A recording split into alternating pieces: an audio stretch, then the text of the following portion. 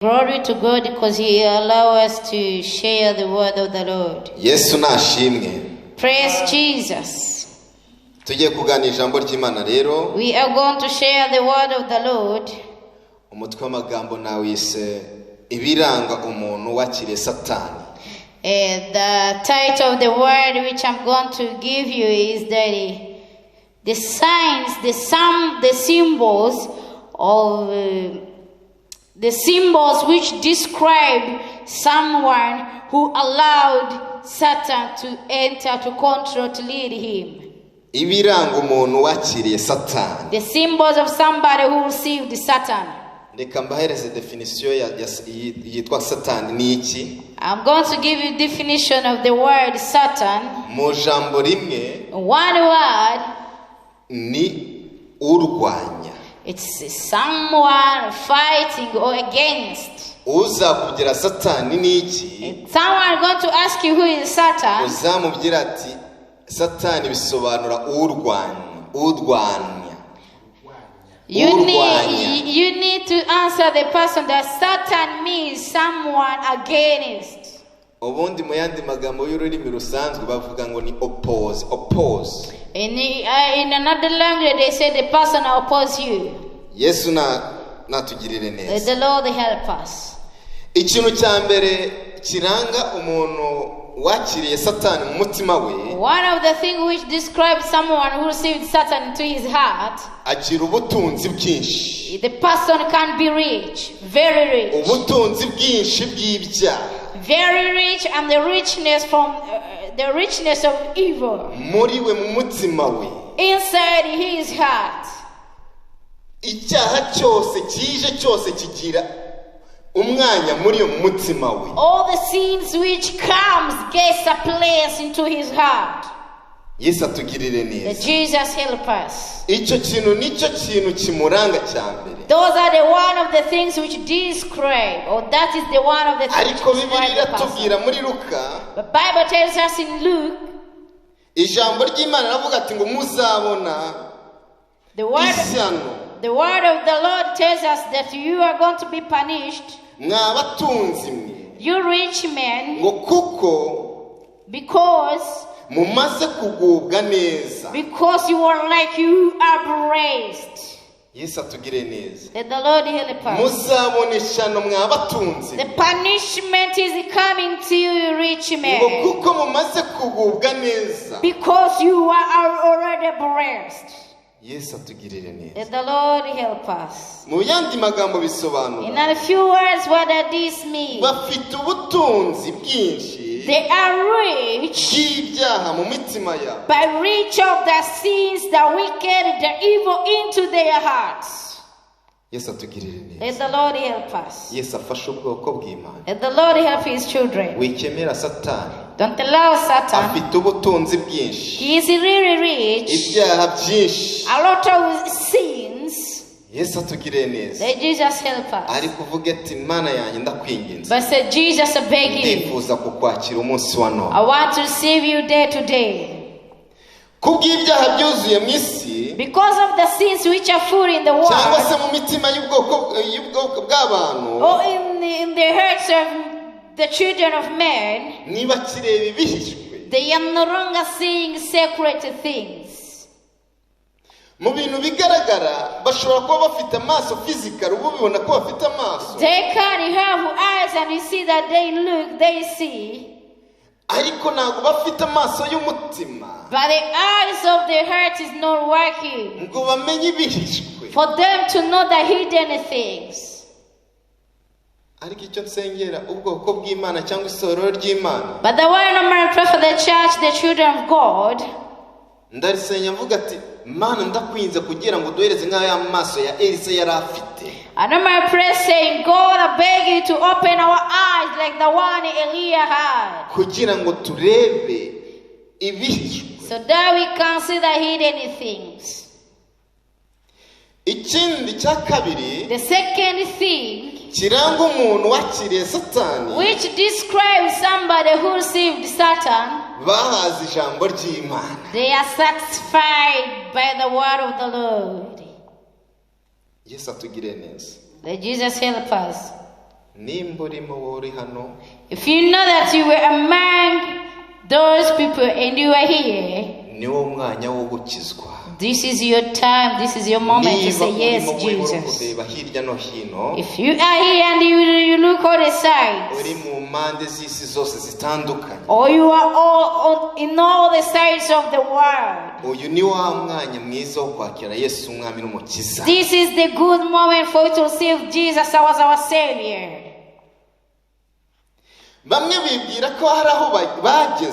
Many numbers think that they reached somewhere and they concluded to cross the Jordan.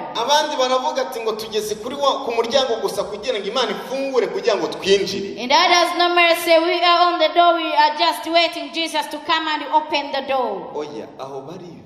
They are deceiving themselves.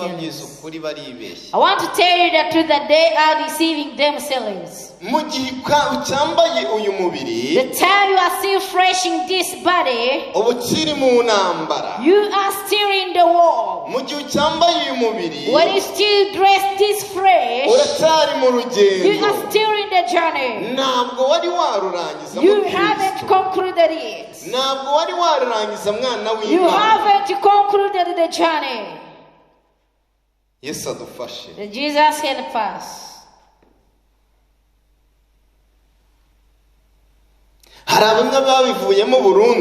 There are those who depart from it all the time,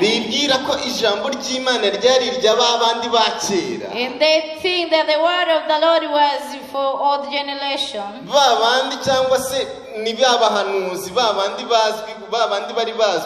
Or it was for those prophets which are known. Others numbers say that it is a book like other books. But let me tell you, the word of the Lord, there is no any letter which can be changed on it. Everything can be changed, but the word of the Lord is never to be changed. That Jesus help us. All those are the minds and thoughts which Satan brings into you, and then you find that you are going away from the presence of the Lord. But I want to tell you the truth. This is your moment, this is your chance, this is your time to choose the right thing. Let the Lord help us.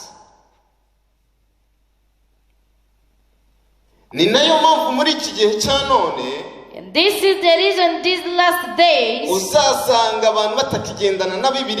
you're going to find that people are no longer moving with the Bibles. And you find them searching it where they have not posted it. They never even get to know where the Bible is. And others, the dust is over it. They are no longer reading the word of the Lord. The Jesus help us. It's just in need to have a word of the Lord. You will have a word the time you will read the word of the Lord.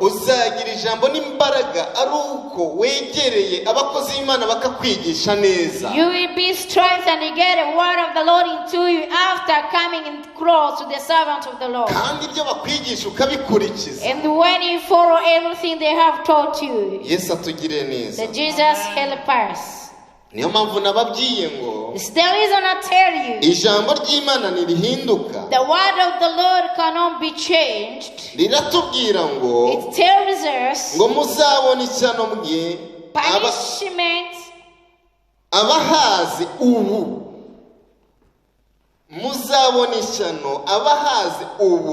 Punishment is to you who are satisfied now, because you are going to be hungry. When you read Luke chapter 6, verse 25, that's what we get to find there.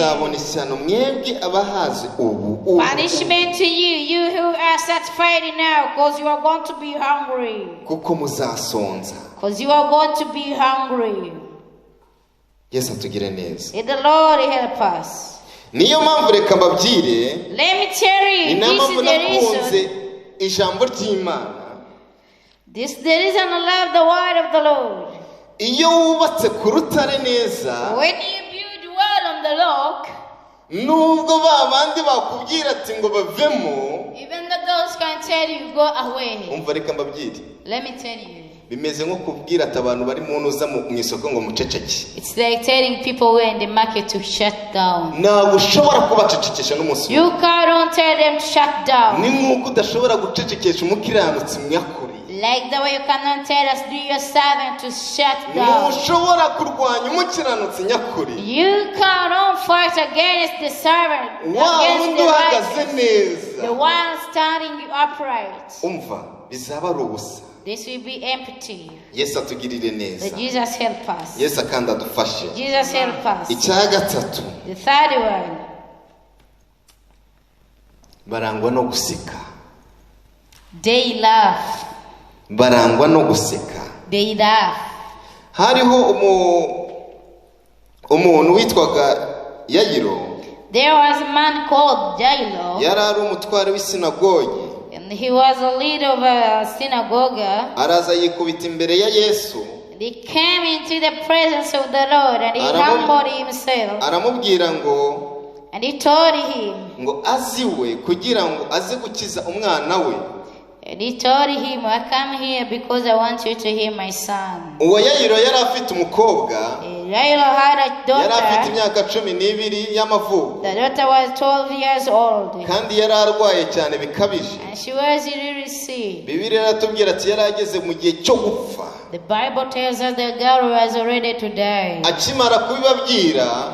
When he told him that. Umwe ava mu rugo iwe w'uwo muntu uza uwo mugabo Yayiro. One came from the home of Jairo. Aramubwira ati wikirirwa urushya umuhanuzi. Don't make the servant of man to be tired. Wikirirwa urushya umwigisha kuko umwana we yarangije gupfa. Your daughter is already dead. Arangije arababwira ni. And Jesus told them. Humura umwana wawe ntabwo yapfuye. Your daughter is not dead. Ahubwo arasinzira. She is just sleeping. Aho kubyumva. For him to understand. Abari baraho bari kurira kandi bari kumuririra uwo mwana. Those who are there crying for the child. Ibyo kurira bivaho baraseka. They laughed. Iyo niyo si turimo. This is the world we are moving in. Ahubwo baraseka. They just laughed.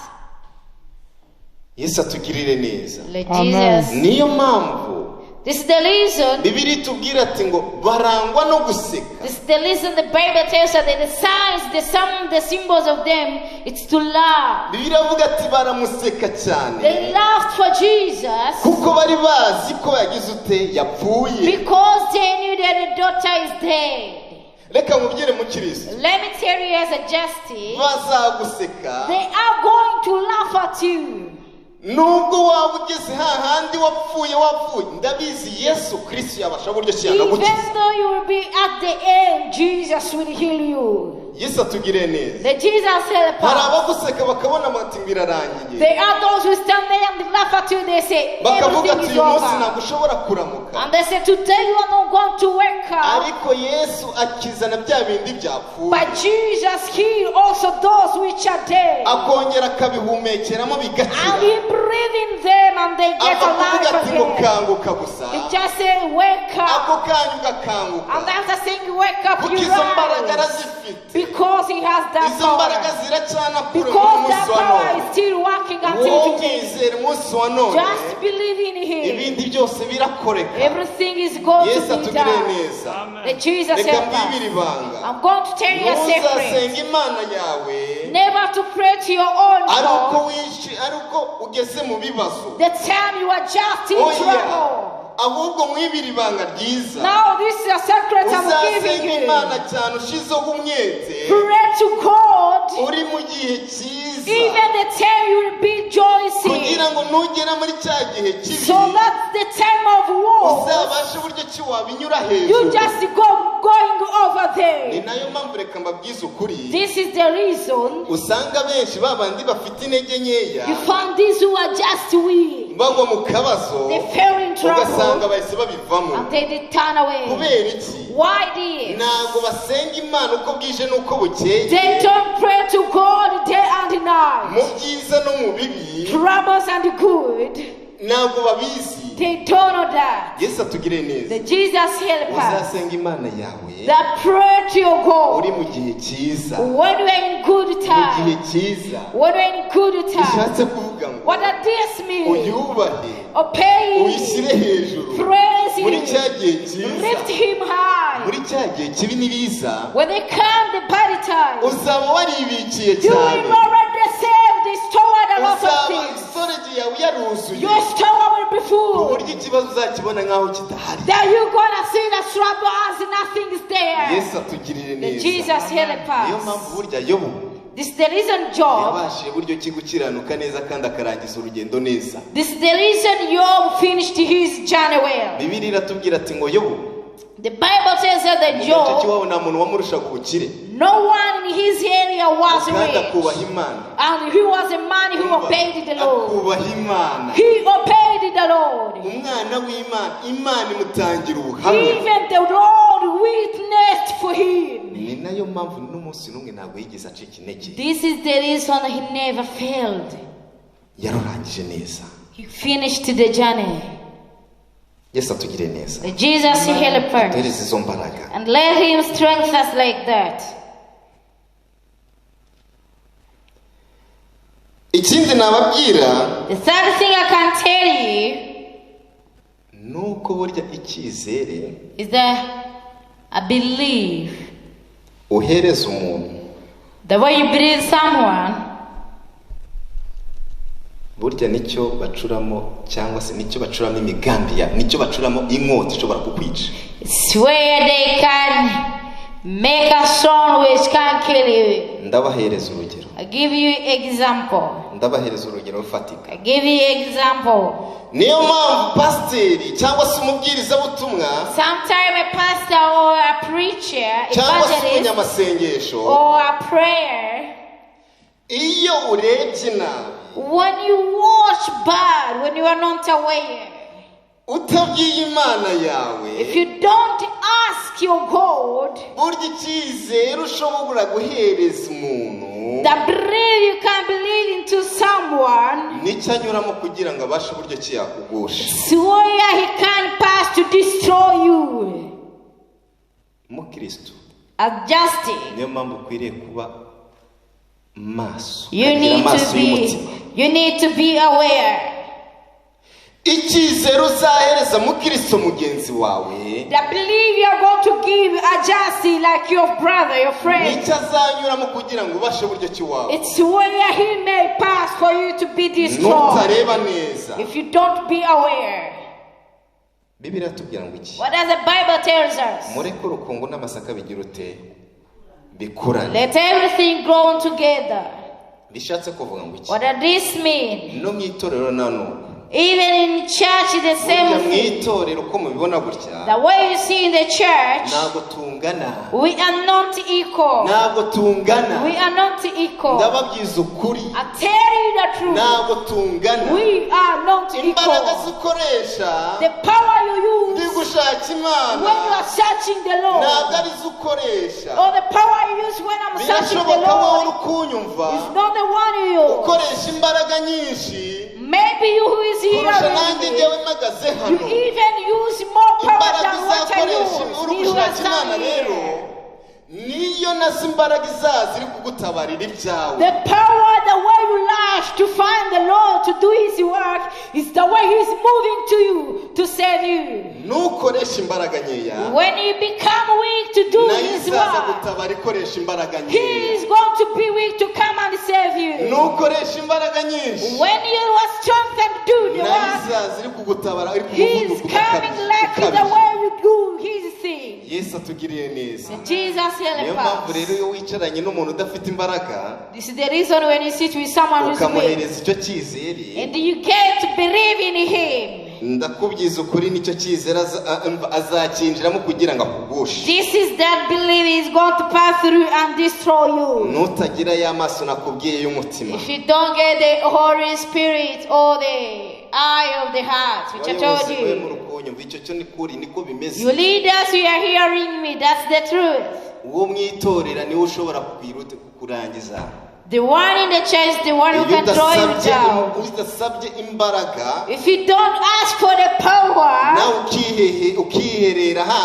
and you don't ask for the Holy Spirit to just do what the flesh needs, the Bible tells us you need to pray and fast. Two things which are different. But to fast, through fasting you can also pray.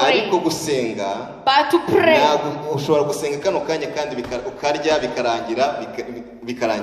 you can eat and pray and things get over. But when you hide yourself and pray, you get to know the hidden things.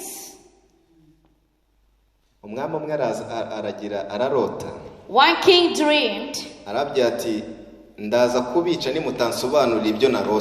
and he said, I'm going to kill you all if you don't tell me what I dreamed. And I don't know even what I dreamed. You know what the children of God did? They hided themselves. They fasted. They prayed. The heavenly Father gave to show them the dreams which the king dreamed. And they told the king, you know, king, this is what you dreamed. And he had already planned to kill everyone. Only the foolish one, the stupid one would remain in the country like him.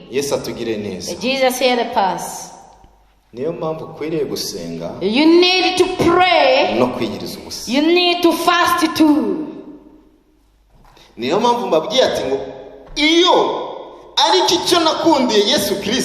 That while the reason I love Jesus Christ, when I just build on the rock, for the person to remove that just on that rock, it's like telling men in the market that keep quiet. Jesus hear the past. This is the reason real justice, even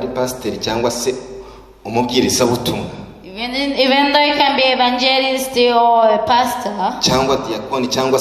or usher or everyone, the one having Jesus Christ, sometimes they can make themselves foolish.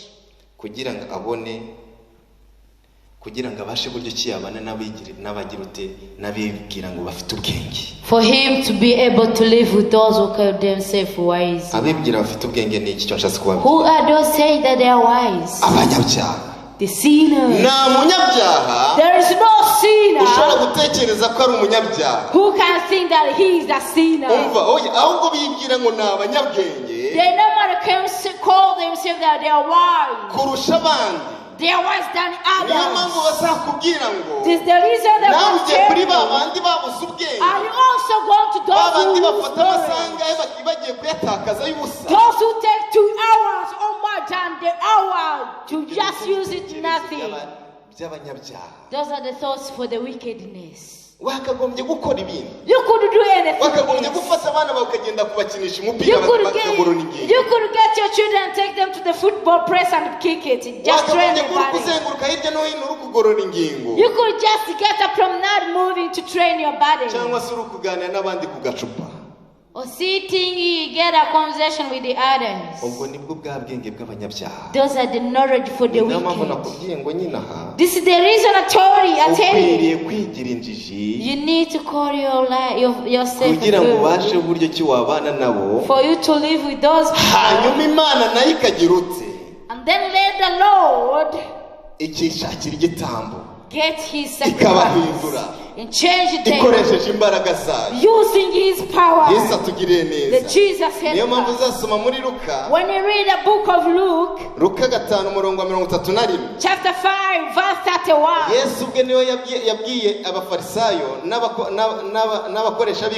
only Jesus who told the one who walks with laws. He told them, I have not come. First he told them,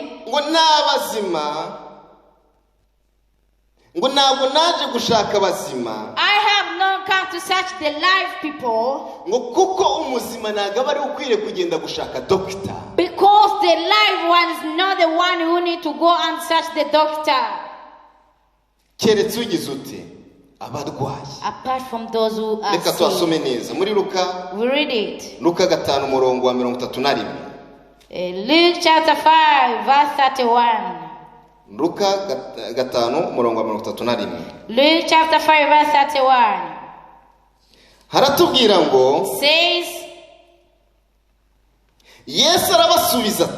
and Jesus answering saying unto them, abazima sibo bakwiriye umuvuzi. That they who are holy need not a doctor, keretse abarwayi. But they who are sick. Niryo jambo yabwiye abafarisayo n'abanditsi. This is the word Jesus told the Jews. Icyo gihe bari bakumushakaho impaka. They wanted like to fight. They wanted him to do something. Hanyuma bari bazanye umuntu umwe wari urwaye uburema. They brought someone who was sick, who was lame. Arangije amubye ati haguruka wigendere, batangira kuvuga ati ngo ndagukijije ibyaha n'ibiki batangira kuvuga ati uyu se atangiye kwigereranya n'Imana.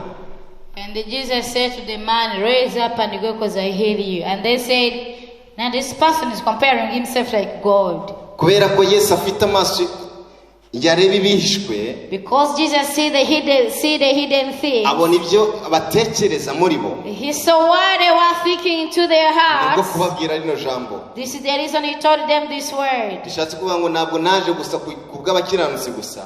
It means I have not come for you who are holy. Ahubwo naje gukiza babandi bari mu byaha. I came to heal those who are in sins. Yesu atugirire neza. Jesus help us. Uzasome neza iyi Luka yose. Read where the book of Luke. Uzabyumva neza byinshi cyane. You gonna hear a lot of things. Haro yararo n'abanyabyaha ari kubana n'abanyabyaha. Even the time he was living with the sinners. Abafarisayo n'uze n'abanditsi batangira gutekereza ukundi kuntu. And then the Pharisees began to think something. Haraho banatubwira ati ese nabasha kuba nabana n'abakiranutsi gusa n'abakinuza cyangwa se abapagani cyangwa se abanyabyaha bo bizagenda gute? Like he told them, what can happen if I just live with a Christian and not a sinner? What can happen to them? Yesu atugire neza. Jesus help us. Reka twigarukire. We go back to our word. Bibiliya atubwira muri Luka 6:25. The Bible tells us in the book of Luke chapter 6 verse 25. Muzabona ishyano mwebwe abaseka ubu. You who laugh, you who are satisfied, you are going to be punished because you are going to be hungry. Muzabona ishyano mwebwe abaseka ubu kuko muzaboroga murira. You are going to be punished, you who laugh, because time is going to come and you are going to weep. Yesu atugire neza. Jesus help us. The fourth one. Bakunda babavuga neza. They love those who normally talk well today. Ndakubwiza ukuri. I tell you the truth. Umuntu naza kuvuga neza. When a man get to praise you akagutaka and he praise you, uzisuzume neza, check. uzasanga uri inyuma y'umurongo. You're gonna find that you are behind the line. Uzasanga igipimo cy'ubukristo cyaragabanyutse. The measure of a just, you're gonna find it down. Yesu atugire neza. Jesus help us. Umunsi umwe abavandimwe ba Yesu, One day the brother of Jesus baza kumubwira inama, hari kuvuga ati byaba byiza ubashe buryo ki wagendamo nuza mu muhango umunsi mukuru. This could be good if you could go in our party, kugira ngo ubashe buryo ki wagaragaza Imana ikurimo, so that you can show the power which is in you, kandi babashe buryo ki bakwemera. and people can get breathing in. Ariko Yesu kuko abareba mu mitima, But because Jesus sees into their hearts, aravuga ati oya, he told them, ntabwo no, ndagenda. I'm not going. Ntabwo Bibiliya atubwira ati ngo ntabwo zari inoza imbabazi bamugiriye, ahubwo bari bashaka kugira ute kugira ngo baze kumwiciraho. Bible tells us that it wasn't a mercy they had for him, but it's because they wanted to kill him. Iyo niyo si turimo. That's the word we are in. Umukristo kugiye, niyo mpamvu mushishikariza nishishikariza. The reason I encourage you and I encourage you kugira amaso y'umutima. You need the eyes of the Holy Spirit. Kuko udafite amaso y'umutima, without the eye of the Holy Spirit, ugendana n'ibigenda. You go with those which go. You go with everything. Iyo ugiye n'ibigenda, and when you move with everything, iherezo yabyo ni urupfu. The end of everything is death. Ukwiye kugira amaso y'umutima. You need to have the eye of the Holy Spirit. Yesu atugire neza. Let Jesus help us. Uzisuzume urebe neza kuko uhagaze neza. Watch well and see if you are standing upright. Yesu atugire neza. Let Jesus help us. Ese reka ngubaze. Let me ask you. Uzakora ibyiza nk'ibyo Yohana yakoze? Will you do good than what John did? Byatumye noza Herode atamuca inoze igihanga. And did that made him to not die?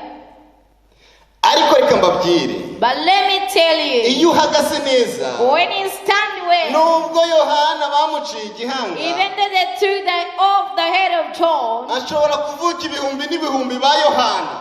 There may be born 10,000 John. Niyo mpamvu magaze hano. This is the reason I'm standing here. This is the reason you are here. Ushigikira ubwami You bw'Imana. are even defending the kingdom of God. Uhamya ubwami bw'Imana. You are witnessing the kingdom of God. Yesu atugire neza. Jesus help us. Yesu adufashe. Jesus bless us. Saba imbaraga gusa. Just ask for the Holy Spirit. Reka nkubwire. Let me tell you. Umukristo bazakuvuga nabi. They are going to abuse you. Until nutabuhagaze neza, if you're not going to stand up when you are praying and fasting, ndakubwiza ukuri uzisanga muri ka gatebo, you are going to find your life kakandi kabakunda ukuvuga abavuga neza, kabakunda abavuga neza.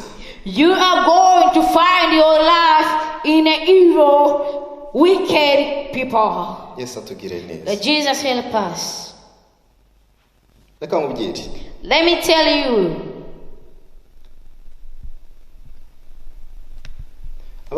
Abantu bashobora kuzagutekerezaho nabi. The world may think wrong to you. Nubu uri gukora ibintu byiza bishimwa n'Imana. When you are doing good, thing which pleases the Lord. Umva. Let me tell you. They are going to hate you. Umva. Izina ryawe bazarisuza. Umva bazarikinagaza. They are going to disobey you. Kuko ibyo uri gukora byose bishimwa n'Uwiteka. Because everything you are doing, the Lord is good on them. Yes, atugire neza. Let the Lord help us. Hare usomye neza muri Luka 5 uhereye ku murongo wa 17 ukageza kuri 26 ni byinshi cyane. When you read the book of Luke chapter 5 verse 17. Umunsi umwe Yesu ari kwigisha abafarisayo nabibabwiye cyane. I was telling you this. Icyo kintu cyakoze kunuza ku mutima wa Yesu Kristo. Do you think touched on the heart of Jesus Christ? ukubona ko akijije umuntu. To see him healing a man. Yarari ikirema. He was a lame man. Aho kugira ngo abafarisayo, for the Pharisee to be satisfied, n'abanditsi b'amategeko bishime, for them to rejoice, ahubwo batangira kwibaza muri bo. The evil plans came into them. Yesu atugiriye neza. Let Jesus help us. Ukwiriye kumera nk'abafarisayo. You shouldn't be like Pharisees. Torero nukwiriye kumera nk'abakore nk'aba abigisha b'amategeko. Not even the teachers of the law. Babandi byo kumunwa gusa. Only those who have the things on the lips. Gira ijambo mu mutima wawe. You need to have a word into your heart. Yesu atugiriye neza. Let Jesus help us. Bamubaje ijambo nakunze. They asked him one word and I love that word. And I told you that. Ngo uyu ninde wigereranyije? Who is this man comparing himself like God? Uretse. Apart from. Ninde ushobora kubabarira ibyaha? Uretse Imana yonyine. Who can forgive the sins apart from Jesus or apart from God only? Listen where they were thinking into their hearts. Instead for them to praise the Lord, praise the power, praise the praise the miracle working of God. See what they were thinking to their hearts. Not even saying, oh God, thank you for the lame man is now moving on his legs. No way. Let Jesus help us. You shouldn't be like these giants. You shouldn't be like the laws. The word of the Lord tells us, you are blessed when people get to hate you and they get to separate themselves from you and abuse you and abuse or disobey your name as it is bad because of a child of man. Who is a child of man? With the word of the Lord is telling us. It's Jesus Christ. Jesus Christ. They are not going to hate you. It's not whom they are abusing. It's not whom they are separating themselves from you. It's Jesus Christ, the one they hate. Listen what the Bible tells us. That day, rejoice and jump. Because your reward, it's many in heaven. Because your grandfather, they did the same. They did the same to the prophets who were in that generation or the long time. Jesus said, when they hate you, when they lie you, when they get to destroy you, rejoice and jump. Because your wife, listen, they are many. I don't want to say this, and this is the truth I'm going to tell you. When man gets to abuse you or say bad to you, he is pushing into the presence of God. Listen.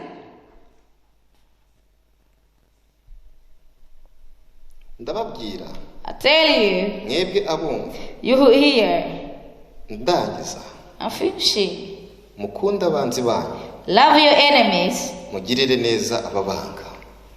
Bless those who hate you. Love your enemies. And bless those who hate you. Read the book of Luke. We are still in the book of Luke. Read Luke chapter 6 verse 27. Read 27, 28.